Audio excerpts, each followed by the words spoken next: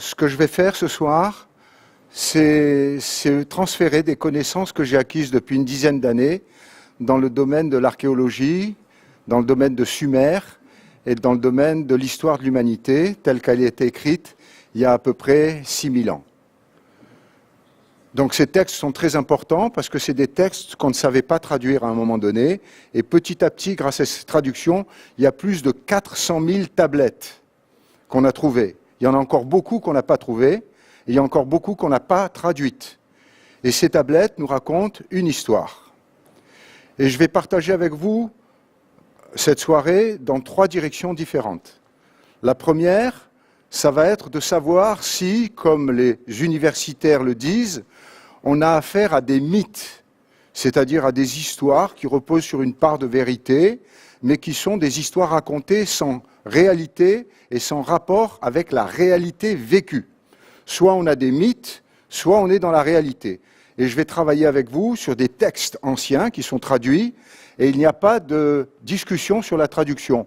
Il y a des traducteurs différents qui traduisent les mêmes tablettes, et ils vont avoir un style de traduction différent, mais le fond de la traduction est toujours le même, et il n'est pas remis en question. Donc ça, c'est un point très important. Deuxièmement, je vais aller avec vous dans la direction de la génétique. La génétique, l'ADN, le génome, et on va voir ce qui s'est passé il y a 6000 ans, et même avant, il y a 300 000 ans, et on va voir quelles sont les connaissances actuelles dans ce domaine-là. Et on va voir si c'est la même chose dont on parle, ou si c'est des choses différentes. Si c'est des choses différentes, à ce moment-là, on pourra dire que c'est des mythes, mais si c'est la même chose, alors c'est des réalités vécues. Et donc ça va être le deuxième point. Et le troisième point, ça va être d'aller dans le sens de, puisque ces gens-là étaient des gens qui s'appellent des Anunnaki. An, ça veut dire le ciel, Una, ça veut dire descendre, et Ki, ça veut dire la terre. Et les Anunnaki sont descendus du ciel sur la terre. Alors on va dire le mot tout de suite, c'est des extraterrestres.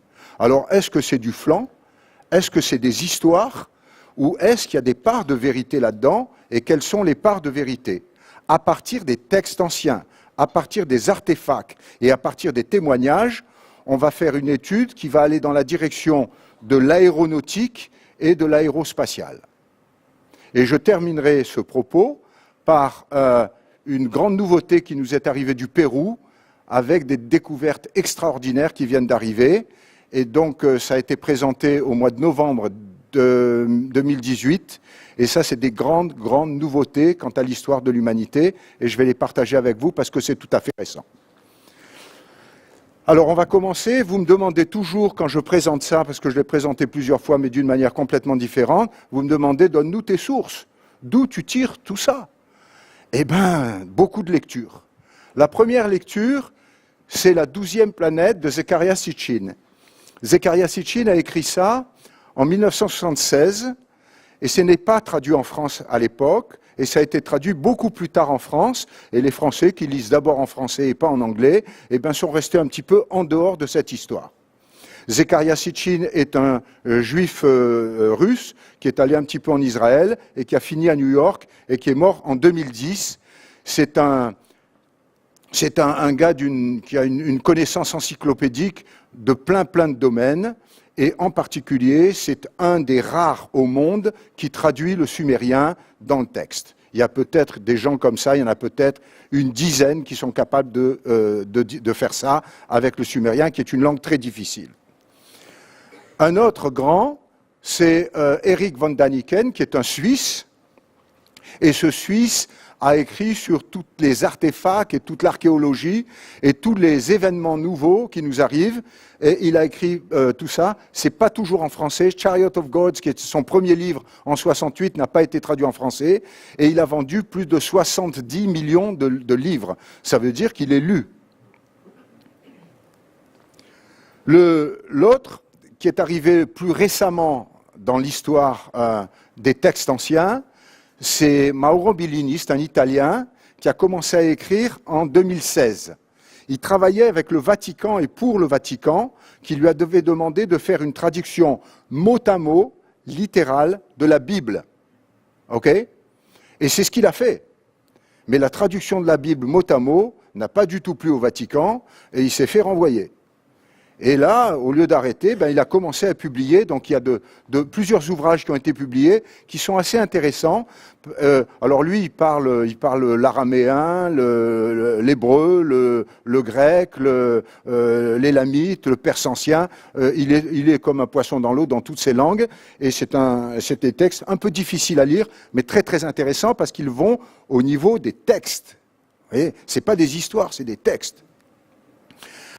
Un grand sumérologue, c'est Samuel Noah Kramer. Donc à lire absolument, c'est l'histoire commence à Sumer.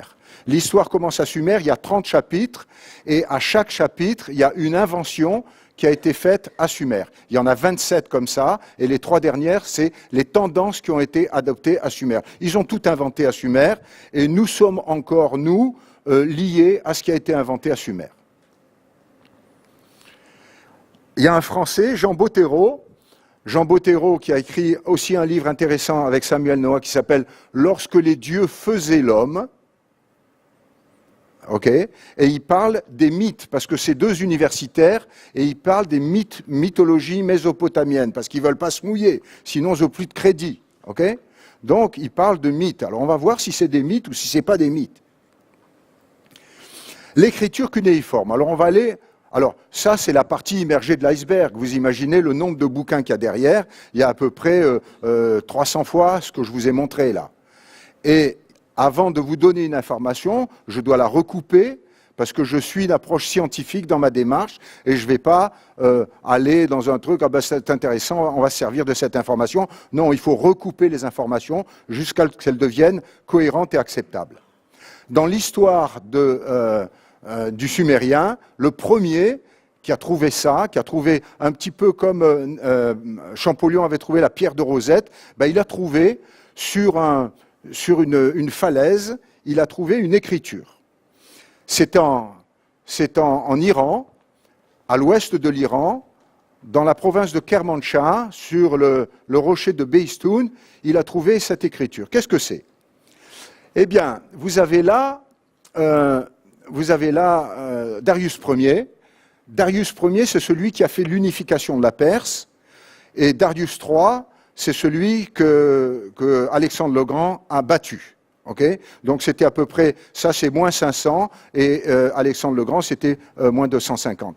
Donc Darius Ier, qui est accompagné de ses généraux, avec les arcs et les flèches, il a battu ces 9 rois, et il a fait l'unification de la Perse. Vous voyez, ils sont enchaînés, ils ont le cou attaché les uns aux autres, et il y en a même un qui est couché par terre, et il y a Darius Ier qui met son pied dessus, c'est lui le vainqueur. Alors cette histoire est intéressante, mais ce qui m'intéresse surtout, à vous montrer, c'est ça. Qu'est-ce que c'est que ça? Qu'est-ce que c'est que ça? Eh bien, ce que vous voyez avec ces ailes étendues comme ça, et le rond au milieu avec un personnage, c'est le signe de la planète d'où viennent les Anunnaki. Ça s'appelle la planète Nibiru. Alors, on va en parler, bien sûr, de la planète Nibiru. Donc, ce signe-là, vous le voyez quand vous allez en Iran aujourd'hui. Voilà comment est représentée la planète Nibiru. Il y a différentes représentations comme ça, qui ont suivi dans l'histoire pour représenter des choses un peu différentes. Ou alors 4 comme ça, vous voyez une espèce de croix. Ça, c'est toujours la planète Nibiru dans les textes anciens. Et là, je vais vous montrer le panthéon des dieux Anunnaki pour que vous compreniez un peu qui est qui et vous avez besoin de savoir. Alors, vous n'allez pas tous les connaître, mais on va simplement voir le premier qui s'appelle Anu. Anu, c'est le patron. C'est le roi des Anunnaki et il vit sur sa planète. Il n'est pas sur la Terre, lui. OK? Et il a 3 enfants. Enki, Enlil et Ninursag. Enki, il va l'envoyer sur Terre. Enlil, il va l'envoyer plus tard, il sera le patron de la Terre. Et Ninursag, c'est une généticienne et on va voir ce qu'elle a fait. Et Enki a eu un fils qui s'appelle Marduk. Et Marduk, c'est le dieu qui était adoré dans l'Antiquité mésopotamienne. Le voilà Marduk. Marduk, il a des ailes, il a 4 ailes. Ça ne veut pas dire que c'est un oiseau, ça veut dire qu'il est capable de se déplacer dans l'air. Voilà comment on l'a montré. Pareil, on fait pareil aujourd'hui. Ne croyez pas qu'on est différent d'eux. Aujourd'hui, quand le projet Apollo 11, ils sont allés sur la Lune, eh bien, qu'est-ce que c'était? C'était un aigle. Ils avaient un aigle dessiné. C'est la même chose. On fait la même chose. Quand ils sont arrivés sur la Lune, ils ont dit l'aigle s'est posé. L'aigle s'est posé. Ils étaient à la fois, eux, des aigles et ils étaient dans l'aigle. Eh bien, on suit la même chose. Il y a une espèce de logique là-dedans pour représenter des gens qui volent. Mais bien sûr, je vais vous en donner plus.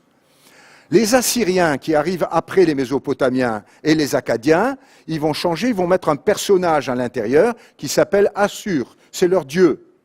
Et aujourd'hui, c'est Ahura Mazda, c'est-à-dire que c'est le dieu du Zoroastre. Le Zoroastre, c'est Nietzsche a écrit un livre là-dessus, Ainsi parlait Zarathustra, et à la fin de chaque chapitre de Ainsi parlait Zarathustra, il y a le texte, et à la fin Nietzsche mit Ainsi parlait Zarathustra. Okay? Il pensait écrire un Nouveau Testament, mais ça n'a pas vraiment marché. Par contre, si vous allez en Iran, dans les magasins de souvenirs, vous avez ça, parce qu'il y a des gens qui suivent la religion du Zoroastre, en particulier dans ce pays. Nous, on mettait des croix au-dessus des lits à la campagne, hein, et ben eux, ils mettent ça dans le salon. Voilà. Et ça, vous le trouvez partout en Iran. Le Faravahar, c'est quelque chose qu'on trouve partout en Iran. Et ça vient d'où? Ça vient des ailes de Nibiru. Donc c'est très très ancien comme représentation. Alors on va parler d'une chose encore qui a été écrite en sumérien, c'est le code du roi Hammurabi, 1750 avant Jésus-Christ. Vous trouvez cette pièce-là qui est en diorite. La diorite, c'est ce qu'il y a de plus dur comme pierre. Et alors pour sculpter dans la diorite, ça veut dire qu'il faut vraiment avoir envie de laisser un message. Et en haut, le code de loi de Hammurabi, c'est un code de loi. Alors on connaît tous l'étape de la loi de Moïse. Hein, tu ne tueras pas, tu ne voleras pas, ok. Ça, c'est un type de code de loi. Là, c'est un autre type de code de loi. C'est un type de code de loi qui est basé sur la jurisprudence. La jurisprudence, c'est quand tu m'as volé un bœuf, eh ben, je vais te donner un bœuf. C'est un peu qu'est-ce qui s'est passé dans les lois et qu'est-ce qu'on a fait. Et là, vous avez Hammurabi, le roi, et là, vous avez le dieu Shamash. Et le dieu Shamash, il est grand. Vous voyez qu'il est assis et il est à peu près la même hauteur. Ça veut dire qu'il est plus grand. Ok? Il est plus grand et puis il a quelque chose aussi, là, vous voyez, il émane quelque chose de lui. Ces Anunnakis, ils n'étaient pas comme nous. Ils étaient à peu près comme nous, mais pas comme nous. Et c'est comme ça qu'on le représentait. Et il a le sceptre de la justice devant. C'est le dieu de la justice. Et Hammurabi dit, c'est lui qui m'a dit d'écrire ça et il m'a dit quoi écrire. Et il y a une référence toujours, celui qui apprend le sumérien dit, c'est l'Anunnaki, un tel qui m'a dit d'apprendre ça. Celui qui a appris à compter en base 10 et en base 60, c'est le Anunnaki qui m'a appris ça. Celui qui a appris la position des astres dans l'espace, il dit toujours, c'est en référence à lui, c'est lui qui m'a appris. Et là, il y a le texte. Alors le texte est en français au milieu. Là, ici, c'est la représentation du texte en sumérien, et là, c'est comment ça se prononce. Je commence par ça, parce que l'étape de la loi m'intéresse beaucoup moins. Ce qui m'intéresse, c'est de vous situer le problème. Lorsque le sublime Anum, Anum, c'est le roi, qui est sur Anunnaki, vous vous souvenez, ok? Le roi des Anunnaki, il explique. C'est pas un mythe, c'est j'écris là l'histoire que vous allez voir. Et il dit que Enlil c'est son fils, il est le roi des cieux et de la terre, celui qui fixe les destinées du pays. À Marduk, qui c'est Marduk? C'est le fils aîné de Ea, Ea c'est Enki. Tout puissant sur tous les peuples, eurent accordé parmi les Jéjivis, ils l'ont glorifié à Babylone. Bab-Ili, ça se dit. Qu'est-ce que c'est Bab-Ili? Bab, c'est la porte, comme en arabe. Et Ili, c'est la porte des cieux, c'est la porte des dieux qui vont dans le ciel. Donc il y avait certainement une base là qui permettait une relation entre le ciel et la terre. On va bien sûr le voir. Donc voilà le texte, et vous voyez que ça ne se traduit pas comme du latin ou du grec. Ce n'est pas si facile que ça. Je vais vous donner des exemples pour vous donner un petit point pour pouvoir aller dans ce texte. Ça, qu'est-ce que c'est? C'est un déterminatif, c'est-à-dire c'est quelque chose qui est placé avant quelque chose pour dire ce que c'est. Et ce déterminatif-là est un déterminatif de nom de Dieu. C'est placé avant le nom de Dieu. Si vous avez un nom et ça avant, c'est un Dieu. Ok? Et ce signe-là, eh ben, ce signe-là est placé avant un nom de ville ou de pays. Une ville, pourquoi? Vous avez les remparts de la ville, vous avez des bâtiments à l'intérieur et la porte. Ils ont représenté les choses avec des coins, on appelle ça l'écriture cunéiforme, en coin. Et là, vous avez une représentation qui s'appelle un idéogramme. On rajoute deux idées en même temps et ça fait un mot. Et là, c'est lougal. Alors, lu, c'est le lulu, c'est l'homme. Et gal, ça veut dire grand. Et un lougal, c'est un grand homme. Qu'est-ce que c'est? C'est lu, l'homme, grand, c'est un roi. Donc, quand vous voyez ça, ça veut dire que c'est un roi. Un homme grand, c'est un roi. Il est grand, non pas forcément par la taille, mais par sa stature politique, sociale. Et là, vous voyez le texte en sumérien, Lugal, comme vous voyez ici, Lugal, le dieu Anunnaki, le roi des Anunnaki. Ok? Voilà. Vous savez parler sumérien. C'est pas si compliqué que ça.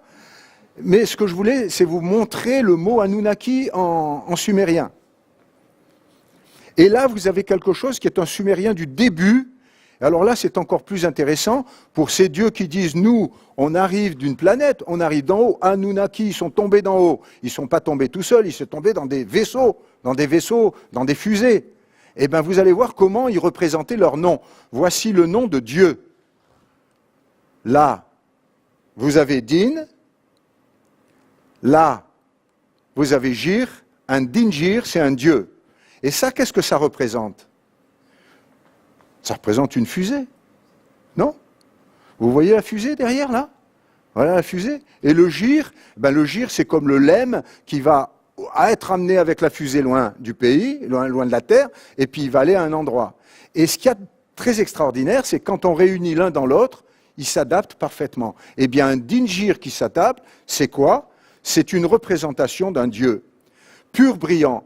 Moi, j'ai eu la chance de voir décoller une fusée à Cap Canaveral, et ça, c'est quelque chose qui est vraiment extraordinaire, c'est la luminosité et la pureté de la lumière qui sort de cette fusée qui s'échappe de la gravité de la Terre. Et ça, c'est le signe qui veut dire pur, brillant. Là, c'est la sphère dorée, c'est aussi la cabine de l'équipage, et ça représente le dieu sumérien supérieur, parce qu'il y a des castes dans les dieux, qui a un shem, ça s'appelle un shem, pour se déplacer. Ok? Donc, je vous mets tout de suite en rapport avec les textes anciens qui ont une signification dans le déplacement dans l'espace. Pour aller se déplacer dans l'espace, il faut connaître l'espace. Et pour connaître l'espace, on a un texte qui est incontournable qui s'appelle Enuma Elish. C'est le premier mot de ce première tablette. Il y a 7 tablettes, et ces 7 tablettes racontent la création du monde, à partir de la création de la Terre dans le système solaire, jusqu'à la création d'Adam et Ève. Et à la 7e tablette, les dieux, satisfaits du résultat, se sont arrêtés et se sont reposés. On a la même chose dans la Bible, à partir de la Genèse. Au commencement, Dieu créa le ciel et la terre, alors que dans Enuma Elish, c'est lorsque là-haut, le ciel n'était pas encore nommé et qu'en bas, la terre n'avait pas de nom. Il n'y avait ni ciel ni terre, donc il y a eu la création de la terre et du ciel. Et les 7 jours de la création, le 6 jours pour créer et le 7e pour se reposer. On le sait, c'est dans la Bible, et ben c'est la même chose qui est sur ces 7 tablettes. Et ces 7 tablettes, vous allez me dire, alors là, c'est des histoires, parce que c'est à Londres, ça. Non, c'est pas à Londres, c'est là. C'est là. C'est à Abu Dhabi, c'est au Louvre Abu Dhabi. Et vous passez devant sans même regarder ce que c'est. Et ça, c'est Enuma Elish, l'œuvre de Jenny Holster. Enuma Elish, c'est la première tablette. Les 7 tablettes sont représentées dans le Louvre Abu Dhabi. Donc la prochaine fois que vous allez au Louvre Abu Dhabi, regardez ces tablettes. C'est des tablettes qui racontent l'histoire du monde. Et on lisait ces tablettes au moment de la nouvelle année. Ok ? Donc ça ne vient pas d'hier, ça vient d'il y a très longtemps. Ça vient d'il y a 7000 ans. S'ils connaissaient le ciel et la terre, ils ont dû le représenter quelque part. Et là, vous avez un seau rouleau. Les rouleaux, c'est des petits rouleaux comme ça. Et quand on met le rouleau sur une plaque de de terre fraîche, ça laisse une empreinte. Et ça, c'est une empreinte d'un rouleau. Ce rouleau est très important, il est au musée de Berlin. Et si vous regardez bien là, vous avez quelque chose qui est très important. C'est quoi ça? C'est la représentation du système solaire tel qu'il était représenté à l'époque, il y a 6000 ans. OK? Alors on va faire une comparaison. Est-ce que c'est un mythe? Est-ce que c'est des histoires? Ou est-ce que c'est ça? Est-ce que c'est vrai? Peut-être c'est pas vrai. Là, vous avez la représentation de ce qu'il y a sur ce seau rouleau, et là, vous avez comment on représente aujourd'hui le système solaire. Alors, on va voir ensemble. Au milieu, il y a le Soleil, d'accord? Là, on ne se trompe pas. Il est gros, il est grand, il est au milieu, et on tourne autour. Là, vous avez deux planètes énormes, c'est Jupiter et Saturne. Jusque-là, on est complètement d'accord. Là, on verra après, là, il y a deux planètes qui sont les mêmes. On appelle ça les sœurs, les planètes jumelles. Eux, ils appellent ça les planètes doubles. C'est deux planètes qui sont identiques, Uranus et Neptune. Il y en a une qui tourne en 16 heures et l'autre qui tourne en 17 heures. C'est des planètes qui sont pleines d'eau. On les a photographiées en 80. On ne les avait pas photographiées avant. On ne savait pas. Et je vais vous le montrer. Avec Voyager 2 qui est allé prendre des photos. Mais eux, ils les avaient déjà décrites et ils savaient que c'était les mêmes. Elles ont la même taille. Là, vous avez Vénus et Mercure. Là, vous avez la Terre et la Lune. Là, vous avez Mars. Donc, il y a deux problèmes. Là, ils en ont rajouté une. On ne sait pas ce que c'est. Et là, ils ont mis celle-là ici, c'est Pluton. Pluton n'a été découverte par nous qu'en 1930. Avant, on ne savait pas. On a trouvé Pluton en 1930. Et Pluton, aujourd'hui, n'est pas mise dans les planètes du système solaire. On a dit pourquoi? Deux choses. La première, elle est trop petite. Et la deuxième, elle n'a pas une écliptique qui suit l'écliptique des autres planètes qui sont autour du Soleil. Elle est une écliptique différente. Pourquoi elle a une écliptique différente? Les Sumériens l'expliquent. Elle est arrivée d'un autre système solaire et elle a été attirée par l'énorme Saturne et Jupiter et elle est rentrée dans le système solaire. Ce qui explique qu'elle n'a pas la même axe de rotation autour du Soleil et ce qui explique qu'elle avait une taille qui permettait d'être absorbée par la taille de ces grosses planètes. Et ils l'ont mise là parce qu'elle a été absorbée par Saturne. Nous, on la met là et même on l'exclut aujourd'hui. Mais il en manque une. Et il en manque une, c'est celle-là. Et celle-là, c'est leur planète à eux, qui s'appelle la planète Nibiru. Alors nous, on ne l'a pas vue, on ne l'a pas trouvée, eh bien on va en parler. Pourquoi on ne l'a pas trouvée? C'est cette planète qui est là, la planète Nibiru. OK? Toutes les autres, on est d'accord. Mais le problème, c'est qu'ils avaient décrit ça il y a 6000 ans. Il y a 6000 ans. Alors comment ils ont su, il y a 6000 ans, qu'il y avait ces planètes, la taille des planètes, les planètes doubles? C'est un mythe. On a inventé, c'est un mythe. Ben, ils sont tombés pas mal, parce que c'est assez concluant quand même. Alors là, ils expliquent comment le système, comment la Terre et la Lune ont été créées dans le système solaire. Et ça, c'est dans Enuma Elish, et c'est dans les 7 tablettes. Alors, il y a une planète qui s'appelle Marduk. Évidemment, c'est le dieu Marduk. Ils ne disent pas c'est la planète Marduk, ils disent c'est le dieu Marduk, qui est venu et qui a été attiré par Ansar et Kishar, Jupiter et Saturne, attiré d'un autre système vers la planète Tiamat, et là il y a eu un choc cataclysmique qui s'est passé, et ce choc a entraîné une percussion entre ces deux planètes, et ces deux planètes ont fait 3 choses. La première chose, c'est qu'il y a eu des débris très importants qui ont donné la ceinture de Kuiper, c'est-à-dire la ceinture des astéroïdes, et ils ont donné avec ça 2 autres choses, la Terre et la Lune. Alors je vous montre. Elle est partie de là, Marduk, a heurté Tiamat, a fait la ceinture de Kuiper et a fait la Terre et la Lune. Voilà comment ça s'est passé. Alors vous allez dire, mais il n'y a pas de traces sur la Terre. Oui, il y a des traces sur la Terre. Les traces sur la Terre, c'est ça. C'est que la Terre aujourd'hui, à l'époque, était complètement déformée, et par la gravité, elle est redevenue à peu près ronde. Mais sur la Terre, d'un côté, vous avez les terres, et de l'autre côté, vous avez un océan avec des profondeurs abyssales. C'est là qu'il y a eu le choc. Et en 1912, il y a un gars qui a dit, mais en fait, les plaques là, les continents se déplacent. On appelle ça la Pangée. Tout le monde s'est foutu de lui. En 1912. Hein? Tout le monde s'est foutu de lui. Mais aujourd'hui, c'est complètement accepté.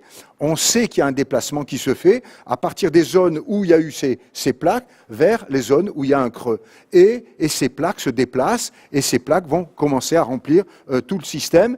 Et ça, c'est l'océan Pacifique aujourd'hui. Donc oui, on a des traces, et on a des traces dans la ceinture de Kuiper, avec les mêmes éléments qui sont présents sur Terre, et avec la Lune, avec les mêmes éléments qui sont présents aussi sur la Lune.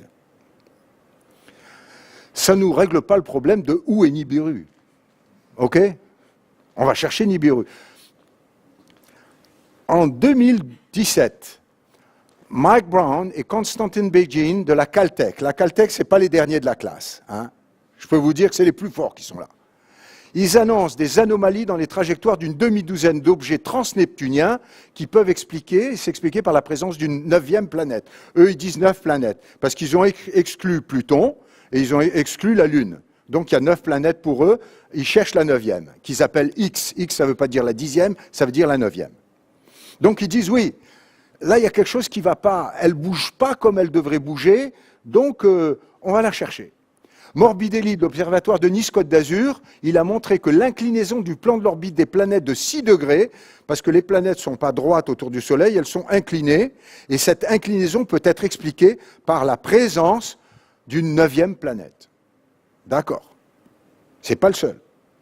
Des chercheurs de la Caltech encore ont trouvé la preuve mathématique suggérant la présence d'une planète X au fin fond du système solaire. Pourquoi au fin fond ? Parce que nous, par exemple, la Terre, on tourne en 1 an autour du Soleil. Mais la planète Nibiru, elle met 3600 ans pour tourner autour. Donc elle va très très loin, beaucoup plus loin que Pluton, qu'on a trouvé nous en 1930. Ça va beaucoup plus loin. Et comment ça s'appelle ça ? Ça s'appelle un char. Un char, c'est une rotation de la périhélie à l'aphélie qui met 3600 ans pour revenir près du Soleil. OK ?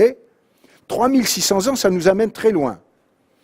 Et enfin, en 2018, la NASA a appelé les astronomes amateurs. Je ne sais pas si vous regardez le ciel de temps en temps, vous êtes des astronomes amateurs.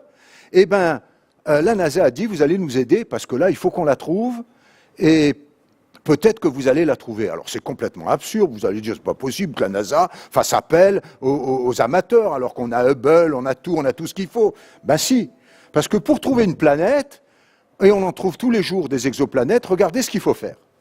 Il faut regarder avec un télescope une étoile. D'abord, il faut tomber sur la bonne étoile.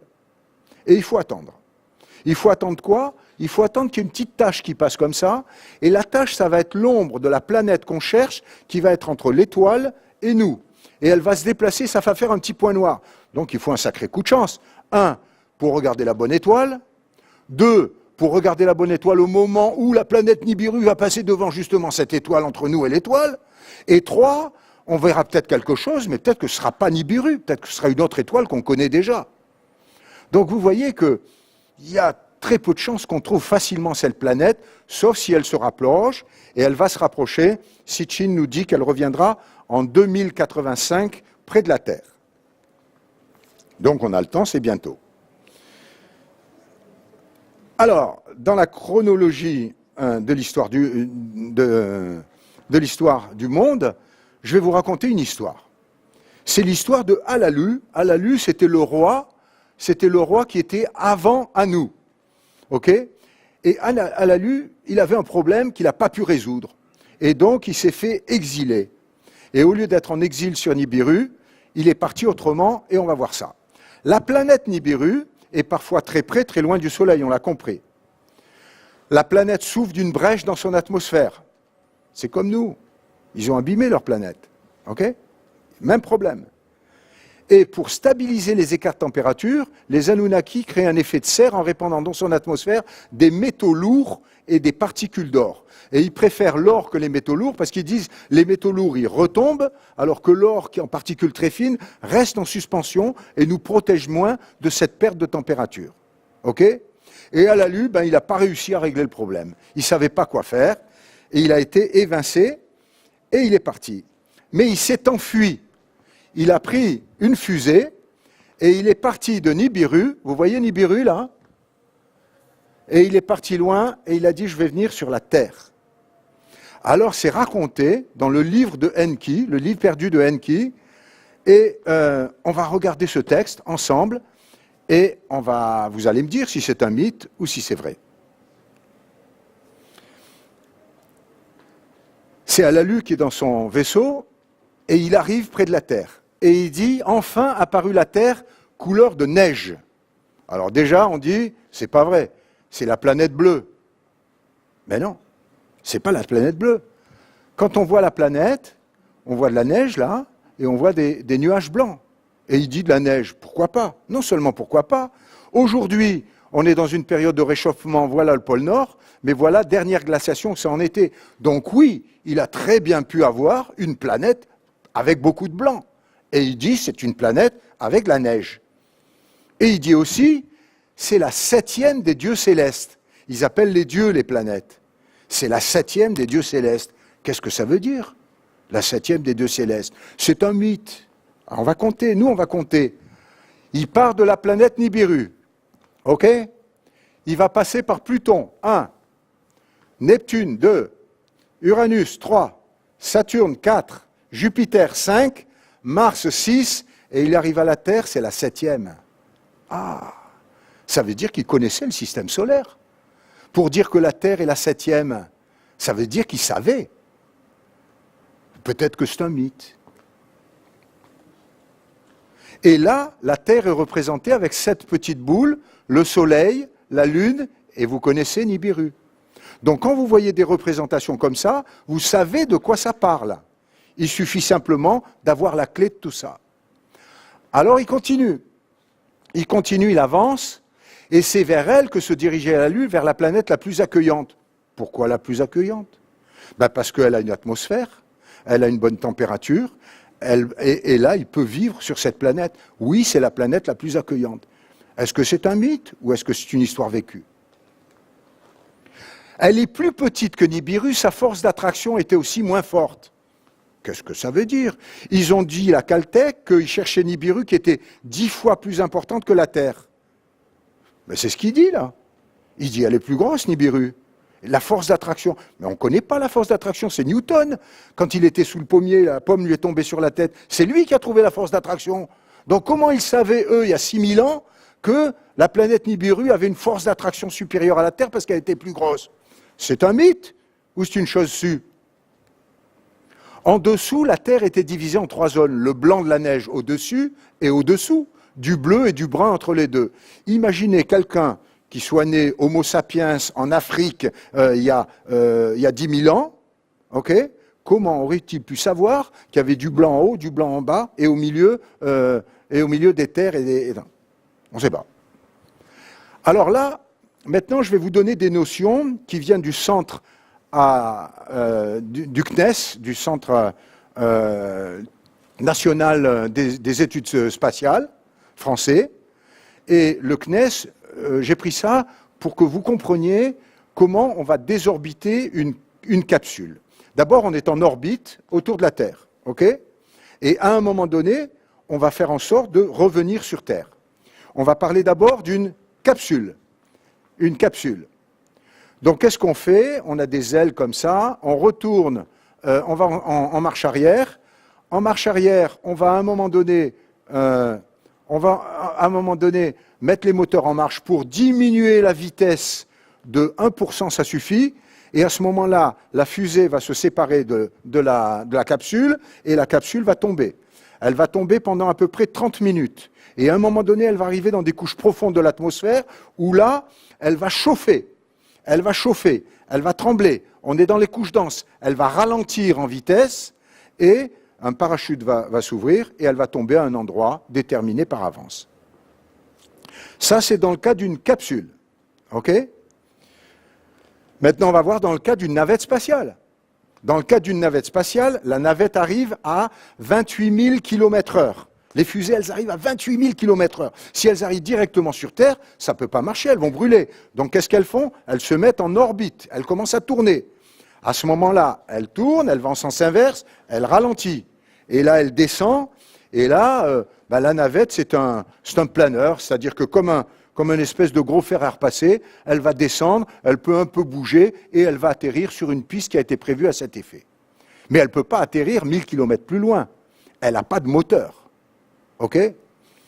Alors maintenant, on va voir qu'est-ce qui est arrivé à ce pauvre Alalu. Alalu, il déploya adroitement les ailes qui servaient à freiner le vaisseau afin de faire le tour du globe terrestre. Il se met en orbite. C'est un mythe ou c'est une connaissance? Et dans la zone du milieu, il pouvait discerner les terres et les océans. En haut, c'est des blancs, en bas, c'est des blancs. Un mythe ou une connaissance?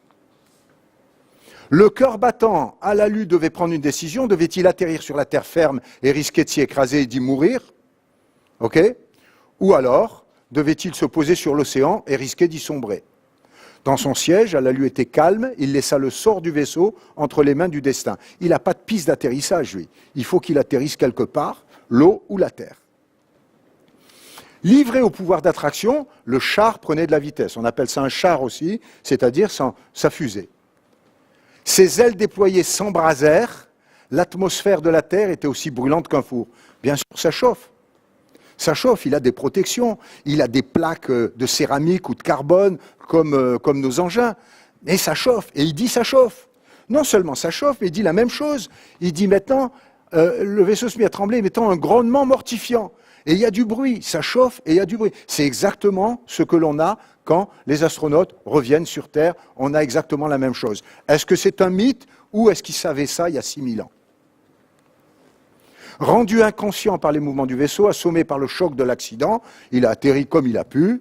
Alalu ne bougeait pas. Puis il ouvrit les yeux et sut qu'il était encore parmi les vivants. Il était arrivé sur la planète de l'or, parce qu'il était venu là pour aller prendre de l'or, la ramener en vainqueur à Nibiru et reprendre sa place de roi. C'est pour ça qu'il avait fait ça. Donc là, vous voyez tous les détails de cette descente, de cette arrivée, de cette mise en orbite, de cette décélération, de cet atterrissage qui ressemble étrangement à ce qu'on sait aujourd'hui. Et ça, on ne pouvait pas le savoir au XIXe siècle.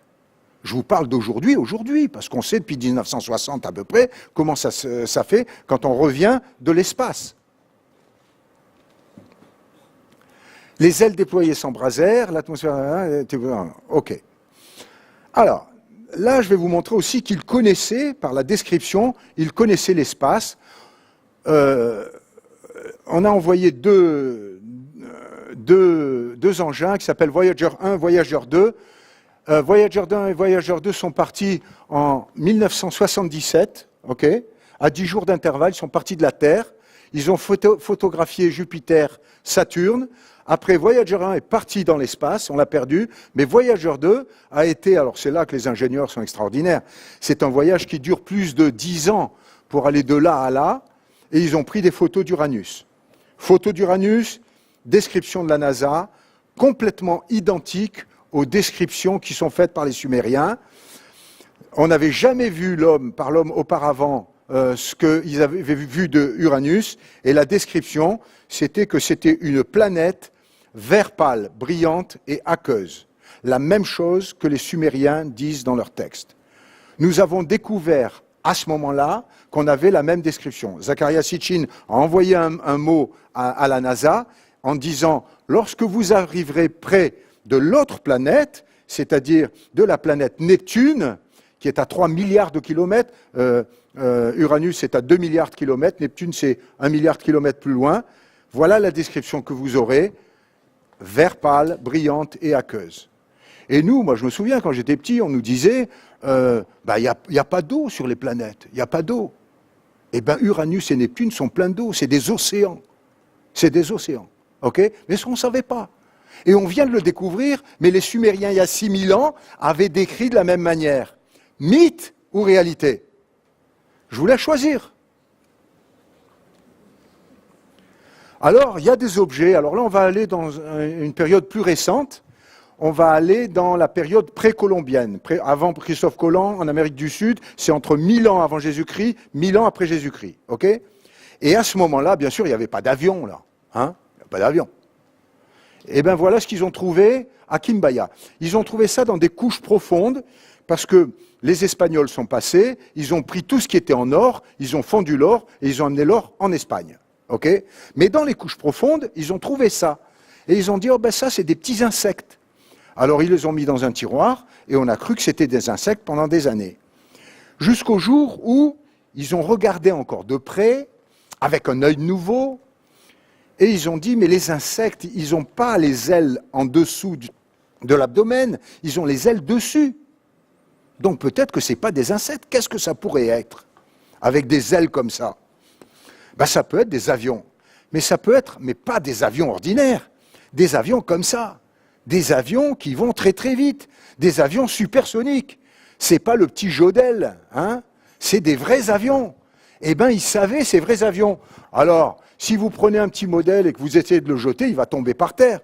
Alors, il y a deux Allemands, Peter Bettling et Konrad Lübers, qui ont fait la même chose en multipliant 16 fois ces petits modèles, en gardant exactement les mêmes proportions, les mêmes mesures multipliées par 16.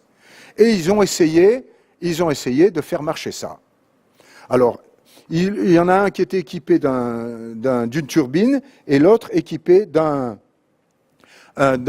hélice. Et ils ont essayé pour voir si ça volait. Ils ont mis des petits trous dessous. Et effectivement, l'avion s'est mis à voler. Donc, ils avaient une connaissance en aéronautique à cette époque, 1000 ans avant Jésus-Christ. Ils savaient fabriquer un avion. L'avion volait, l'avion pouvait se déplacer, l'avion pouvait tourner. Et cette connaissance aéronautique, je veux dire, ils n'ont rien fait que d'augmenter le système, de mettre un petit moteur et de le faire voler. Et il revient, et ils vont le faire atterrir, et il va atterrir parfaitement. L'essai est tout à fait concluant. C'est-à-dire qu'il y avait une connaissance, le voilà, il revient, il y avait une connaissance à l'époque en aéronautique. Je vous avais dit que je vous apporterais des éléments. En Égypte, alors en Égypte, il n'y a pas d'avion en Égypte. Eh bien, on a trouvé ça en Égypte, et ça c'est assez étonnant. C'est dans la tombe de Padimène à Saqqara. Alors c'était il y a très longtemps, parce qu'ils avaient trouvé ça en 1889. En 1898. En 1898, ils ne savaient pas ce que c'était qu'un avion. Ils ne savaient pas ce que c'était qu'un planeur. Donc ils ont dit, ben ça c'est un oiseau. Et ils ont mis dans un tiroir étiqueté oiseau. Et là, il y a un conservateur qui était pilote, il était au centre aéronautique à côté de Gizeh, là, et il a regardé ça, il a dit mais c'est bizarre, c'est pas un oiseau, parce que là, on voit que c'est épais, et puis là, on voit que c'est très fin, et ça représente un petit peu les ailes des planeurs. Alors, peut-être que c'est un planeur. Et, alors, attends, je reviens, parce qu'il y a un truc important. Et Padi Imen signifie don de Amon. Et Amon, c'est le dieu du souffle de l'air. Donc là, ça nous donne déjà une information. Amon. Amon, c'est l'air. Non seulement ça, mais il y avait ce texte qui était dedans, et ça veut dire ça, je veux voler. Donc il y avait des indications sur le vol. Mais à cette époque-là, ils ne savaient pas. Donc ils l'ont classé comme un jouet pour enfants. Et Simon Anderson, il n'en est pas resté là. Il a fait un modèle 5 fois plus grand, et il est allé dans un centre de simulation aéronautique pour voir si ça volait. Donc voilà, il l'a mis comme ça, il a changé l'inclinaison, et là il y a une force qui s'appelle la portance, qui pouvait faire décoller l'avion. Donc il a dit ça vole. Ça vole, mais on ne peut pas le diriger. Alors ils ont bien regardé de près, et ils se sont aperçus qu'à l'arrière ici, au niveau de la dérive en quelque sorte, il y avait une pièce qui manquait. Et la pièce qui manquait, c'était le petit aileron à l'arrière. Donc ils ont vissé un petit aileron à l'arrière de la pièce, et là, ils ont fait une simulation de vol avec un simulateur, et voilà le simulateur, et voilà le vol qu'ils ont pu faire avec cet avion. Ça, c'est quelque chose qui vient d'une tombe égyptienne de moins de 200 avant Jésus-Christ. Alors les Anunnaki, qu'est-ce qu'ils font? Alors on va repasser maintenant en arrière. 450 000 ans avant Jésus-Christ, Anu, le grand patron, il envoie son fils Enki pour vérifier s'il est possible d'extraire de l'or en quantité sur Terre. Ils ont toujours leur problème d'or. Donc il envoie son fils et dit « tu vas nous trouver de l'or ». Enki arrive dans le golfe Persique avec 50 Anunnaki et fonde Eridu. Ils envoient une première escouade, 50. Ils tombent à côté, ici, dans le golfe Persique, ils tombent là. Okay, c'est pour ça que lui, Enki, son nom c'est Ea, celui qui arrive dans l'eau. Okay, ils arrivent là, 50 Anunnaki, ils fondent Eridu. Eridu, c'est repris dans la Bible. Si vous connaissez la Bible, la première ville qui a été créée sur Terre, c'est Eridu. Qu'est-ce que ça veut dire Eridu en sumérien? Ça veut dire la maison loin de la maison. Waouh! Si moi j'habite dans le coin et je fais une ville, je ne vais pas l'appeler la ville loin de ma ville. Donc là, vous voyez, il y a une interprétation dans les textes qui montre que quand même on est près d'une espèce de réalité. Alors, qu'est-ce qui leur arrive? Ils essayent dans le golfe Persique, on sait qu'il y a du pétrole ici, mais il n'y a pas beaucoup d'or. Okay, donc, ils n'en trouvent pas, ils envoient des vaisseaux autour de la Terre, et autour de la Terre, ils disent, mais où il y a de l'or? C'est en Afrique du Sud. C'est là-bas qu'il y a de l'or, c'est dans le Zimbabwe et en Afrique du Sud. Et encore aujourd'hui, on exploite de l'or là-bas. Et ils vont exploiter de l'or, et ça, c'est 450 000 ans. Il y a 450 000 ans. OK? Et ils exploitent de l'or. Et là, on a des choses qu'on voit là-bas sur des centaines de milliers de kilomètres carrés. C'est immense, immense. Il y a des choses comme ça. Qu'est-ce que c'est que ça? Ce n'est pas des maisons, il n'y a pas de porte. Qu'est-ce que c'est? Aujourd'hui encore, on ne sait pas trop ce que c'est, mais vous voyez, ça a des formes comme ça. Et il y a Michael Tellinger qui a donné une hypothèse là-dessus, et je vais vous faire part de son hypothèse. C'est des gens qui venaient chercher de l'or. Nous, les Homo sapiens, on n'existait pas. Il y a 450 000 ans, on n'existait pas. Nous, on est arrivés sur Terre à peu près il y a 40 000 ans. Donc, il y a des singes, il y a tout ce que vous voulez, mais il n'y a pas d'Homo sapiens. Donc, ce n'est pas des hommes qui ont fabriqué ça. OK ? Et qu'est-ce que c'est que ça? Alors, un petit rappel sur le magnétron. Le magnétron, vous donnez une impulsion. Cette impulsion va être transformée en électricité, anode et cathode. Mais ce n'est pas tout. Ça va aussi donner un courant électromagnétique. Et là, dans ce courant électromagnétique, un magnétron, ça peut entraîner une force qui va pouvoir être utilisée pour faire quelque chose. Et ça a été mesuré par Michael Tellinger, et il a trouvé que quand on mesurait le champ électromagnétique ici au centre, on avait 33 gigahertz.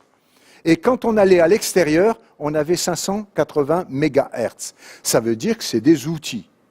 On ne sait pas trop à quoi ça sert, mais ça crée des champs électromagnétiques énormes qui peuvent envoyer, par exemple, à partir d'un champ comme ça, peut-être utilisé pour monter, comme dans un ascenseur, des particules métalliques. On ne sait pas, on n'a pas essayé, c'est comme les pyramides, on ne sait pas trop à quoi ça sert, mais là, il y a quelque chose, et ça, c'était quelque chose qui s'est passé il y a 450 000 ans. On a tracé au carbone 14 des outils d'extraction d'or de 300 000 ans, et ça, on l'a trouvé au Zimbabwe. Donc oui, il se passe, et il s'est passé quelque chose là, on ne sait pas trop quoi.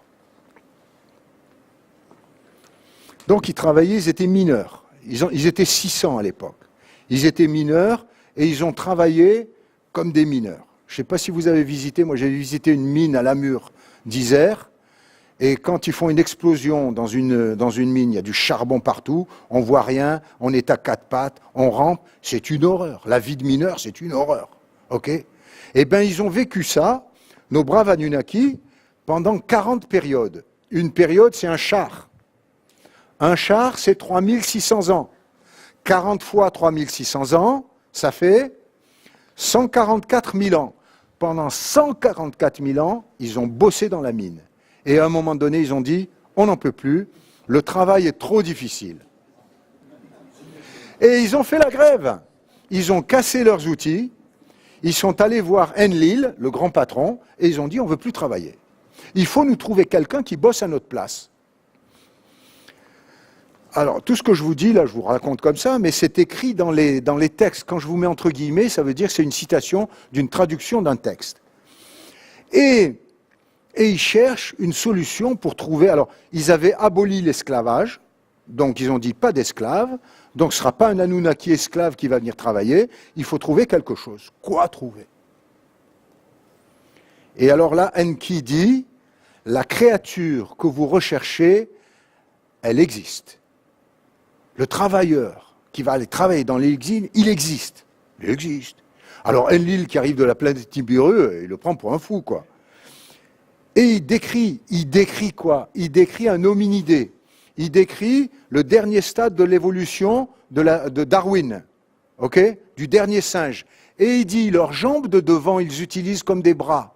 Des mains, ils possèdent, des mains. Qu'est-ce qu'il dit? Au milieu des animaux de la steppe, ils vivent. Ils ne savent pas s'habiller de vêtements. Ils sont à poil, comme les singes. Ok? Ils mangent des plantes avec leur bouche. Ils boivent l'eau des lacs et des fossés. Ils ne boivent pas dans des verres. Non, ils vivent comme des sauvages, comme des bêtes sauvages. Ok? Leur corps tout entier est couvert de poils hirsutes. Leurs cheveux sur la tête est comme ceux d'un lion. Il n'y a pas de coiffeur. Ok? On est vraiment dans un truc de sauvage, quoi. C'est des sauvages. Mais il a vu que un de ces êtres-là avait aidé un animal qui avait été pris dans un piège. Il avait défait le piège et il a dit qu'ils sont quand même un peu intelligents.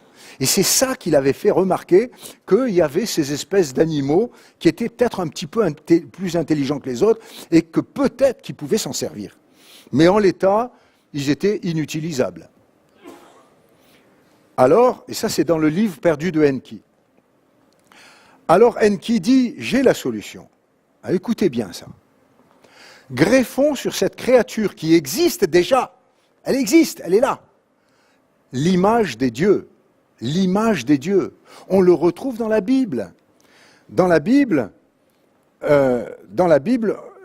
Genèse 1, 26, puis Dieu dit, faisons l'homme à notre image, à notre ressemblance. C'est dans la Bible. Eh bien, c'est Enki qui l'a dit, bien avant la Bible. Là, il a dit 6000 ans avant, la Bible, c'est moins 1500 avant Jésus-Christ. Ok? Des milliers d'années avant, il a dit la même chose. Alors, il a dit un peu différemment, parce que si on dit Elohim, alors, la Bible est en hébreu. Ok? La Bible est en hébreu, sauf le livre de Daniel qui est en araméen, et le Nouveau Testament est en grec. On est en hébreu. Et en hébreu, Elohim, ça veut dire quoi? Ça veut dire les dieux. Eloah, ça veut dire un dieu. Et dans la Bible, il y a écrit Elohim. Donc ça ne veut pas dire Dieu. Mais si vous êtes un sumérien, vous comprenez tout de suite. Vous dites, les dieux ont dit, faisons l'homme à notre ressemblance. Faisons l'homme, c'est le pluriel. C'est pas dire, je vais faire l'homme à ma ressemblance. Et là, on comprend la différence entre la Bible qui a voulu nous pousser dans un système monothéiste par rapport aux écritures des Sumériens, qui sont des groupes de Sumériens qui disent, on va faire l'homme à notre image. Et comment on va faire à notre image?